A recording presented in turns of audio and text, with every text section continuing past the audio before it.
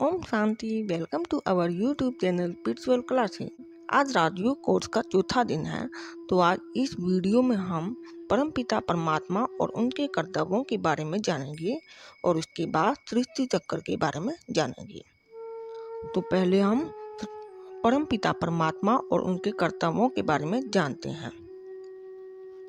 परमपिता परमात्मा शिव एक है, निराकार है, पॉइंट ऑफ लाइट है, निर्वाण धाम परम धाम में रहते हैं। हम आत्माएं भी परम धाम में रहती हैं।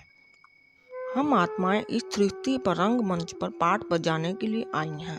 परम पिता परमात्मा बाप भी हैं, शिक्षक भी हैं, सतगुरु भी हैं। परमात्मा हमारे बाप बनकर पालना करते हैं, शिक्षक बनकर शिक्षा देते हैं, मुरली सुनाते हैं और सतगुरु बनकर साथ ले जाते हैं, वरदान भी देते हैं। परम पिता परमात्मा हमारे माता पिता, भाई बहन, फ्रेंड भी हैं और साजन भी हैं। इस पिक्चर में ये तीन जो देवताएं दिखाए हैं, ये सूक्ष्म लोक के निवासी हैं। परम पिता परमात्मा शिव बाबा ये तीन देवताओं से इस सृष्टि की रचना कराते हैं। शिव बाबा इस सृष्टि के रचयिता हैं। शिव बाबा ब्रह्मा के द्वारा सतयुगी सृष्टि की स्थापना कराते हैं, विष्णु के द्वारा सतयुगी सृष्टि की पालना कराते हैं और शंकर के द्वारा पुरानी दुनिया का विनाश कराते हैं। तभी उन्हें त्रिमूर्ति भी कहते हैं। परम पिता परमात्मा शिव बाबा कलयुग के अंत और सतयुग के आदि के संगम पर एक ही बार आते हैं।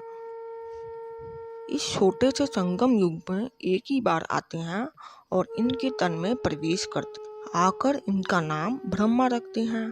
कि बाबा ब्रह्मा तन में आकर हमें सच्ची सच्ची गीता सुनाते हैं, मुरली सुनाते हैं, ज्ञान की बातें सुनाते हैं। ये सब ज्ञान की बातें मुरली के द्वारा सुनाते हैं। ये ब्रह्मा हमारा अलौकिक पिता है, क्योंकि हम ब्रह्मा के बच्चे होने के नाते ब्रह्मा कुमार ब्रह्मा कुमारियां हैं। ये ब्रह्मा हैं, जगत के पिता, प्रजापिता ब्रह्मा हैं। हम इनको ब्रह्मा बाबा कहते हैं क्योंकि परम पिता परमात्मा इनके तन में आते थे। इन ब्रह्मा बाबा की आत्मा इस संसार के नंबर 1 आत्मा है। और ब्रह्मा की बेटी सरस्वती मातेश्वरी जगदम्बा, उनको हम मम्मा कहते हैं, उनकी आत्मा दूसरे नंबर की आत्मा है। मम्मा की आत्मा सतयुग में श्री राधा बनती है और ब्रह्मा की आत्मा सतयुग में श्री कृष्ण बनते हैं। श्री राधे और कृष्ण के स्वयंवर के बाद इनका नाम बदलकर श्री लक्ष्मी नारायण पड़ जाता है। श्री लक्ष्मी नारायण का कंबाइंड रूप जो है विष्णु है। इस पिक्चर में जो विष्णु की 4 भुजाएं दिखाई हैं, ये श्री लक्ष्मी नारायण की भुजाएं हैं। ये अर्थात 2 भुजाएं श्री लक्ष्मी की और 2 भुजाएं श्री नारायण की हैं। तभी विष्णु को चतुर्भुज कहते हैं। इस पिक्चर में विष्णु के हाथ में कमल पुष्प जो दिखाया है, इसका मतलब है कि हम आत्माओं को इस संसार से कमल पुष्प समान न्यारे और प्यारे होकर रहना है, पवित्र रहना है और औरों को भी बनाना है। दूसरे हाथ में जो गदा दिखाया है, इसका मतलब है कि 5 विकारों माया रूप पर जीत पानी। और जो शंख दिखाया है तीसरे हाथों में, उसका मतलब है परम पिता परमात्मा इस धरा पर आ गए हैं। ये आवाज फैलाना है, ज्ञान बांटना है, शंख ध्वनि करना है। विष्णु के चौथे हाथ में जो स्वदर्शन चक्कर दिखाया है, इसका मतलब है स्व का दर्शन करना। इस चक्कर को फिराने से माया पर विजय प्राप्त करना है। ये आत्मा और सृष्टि चक्र के ज्ञान का प्रतीक है। पिक्चर में जो शंकर द्वारा कलयुगी सृष्टि का विनाश है, उसके बारे में जानते हैं। आजकल जो न्यूक्लियर एटॉमिक बॉम्ब जो तैयार हो रहे हैं, ये कलयुगी पुरानी दुनिया के महाविनाश के लिए तैयार हो रहे हैं, जिससे ये पुरानी दुनिया 1 सेकंड में खत्म हो जाए। ये बॉम्ब बनाने की तैयारी शंकर के द्वारा हो रही है। शंकर को इसकी टचिंग शिव बाबा देते हैं ताकि ये दुखों की दुनिया, पुरानी दुनिया खत्म होकर सतयुगी सुखों की दुनिया आ जाए। क्योंकि शिव बाबा चाहते हैं कि मेरे बच्चे सदा सुखी रहें, खुश रहें। और अब सृष्टि चक्र के बारे में जानेंगे। इस पिक्चर में ये जो गोला दिखाया है ये है सृष्टि। इस सृष्टि पर हम आत्माएं इस बेहद के नाटक में अपना रोल प्ले करने आती हैं। जैसे किसी नाटक में कोई अपना रोल प्ले करता है ना, ऐसे हम आत्माएं भी रोल प्ले करती हैं। इस सृष्टि को 4 पार्ट में दिखाया है। 1250 वर्ष सतयुग, 1250 वर्ष त्रेता, 1250 द्वापर और 1250 कलयुग। सतयुग में लक्ष्मी नारायण का राज्य होता है।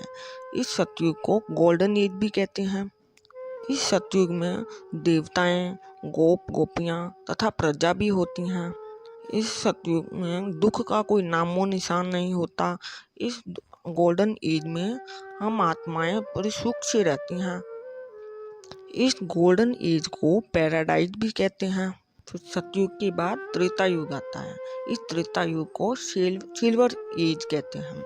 इस युग में सीता राम का राज्य होता है। ये युग भी 1250 वर्ष का होता है। इस युग में भी सुख होता है।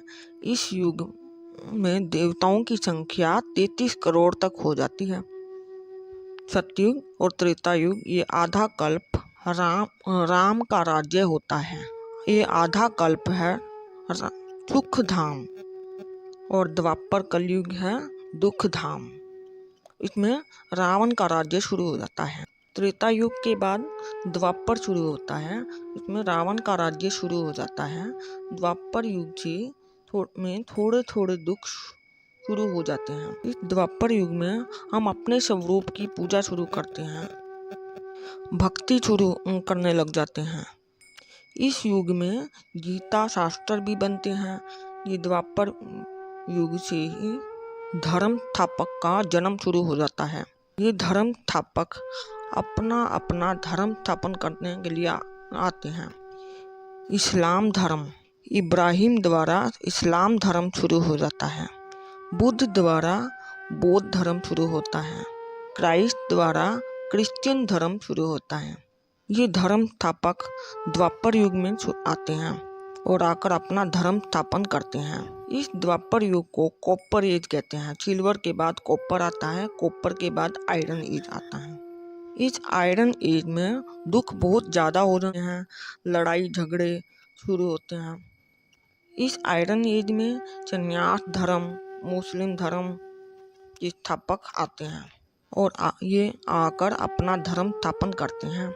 परम पिता परमात्मा इस सृष्टि के रचयिता हैं, क्रिएटर हैं, डायरेक्टर हैं। परम पिता परमात्मा युगे युगे नहीं आते, वो कल्प में एक ही बार आकर इस पुरानी भ्रष्टाचारी दुनिया को बदल सतयुगी श्रेष्ठाचारी दुनिया बनाते हैं, अर्थात आदि सनातन देवी देवता धर्म की स्थापना करते हैं। शिव बाबा संगम पर आते हैं। जब कलयुग का अंत और सतयुग का आदि होता है तब आते हैं। इस संगम पर इस ब्रह्मा के तन में आते हैं। इनके तन में आकर हमें सच्ची सच्ची गीता सुनाते हैं, सही ढंग से जीना सिखाते हैं, देवता बनने की कला सिखाते हैं। परम पिता परमात्मा कल्प कल्प आते हैं, कल्प की संगम पर आते हैं। इस समय संगम युग चल रहा है। इस परमात्मा इस धरती पर आ चुके हैं। परमात्मा को आए हुए कई साल हो गए हैं, अब बाकी थोड़ा समय है। इस वर्ल्ड की हिस्ट्री ज्योग्राफी हूबहू रिपीट होती है। इस सृष्टि में ये जो नाटक हैं वो हूबहू 5000 वर्ष तक रिपीट होता है। जैसे घड़ी 24 घंटे का चक्कर लगाती है ना, ऐसे ये सृष्टि भी 5000 वर्ष का चक्कर लगाती है। चक्कर लगाने के बाद फिर से सतयुग से शुरू हो जाता है। ये सृष्टि अनादि बना बनाया ड्रामा है। इस ड्रामा को बदल नहीं सकते। ओम शांति।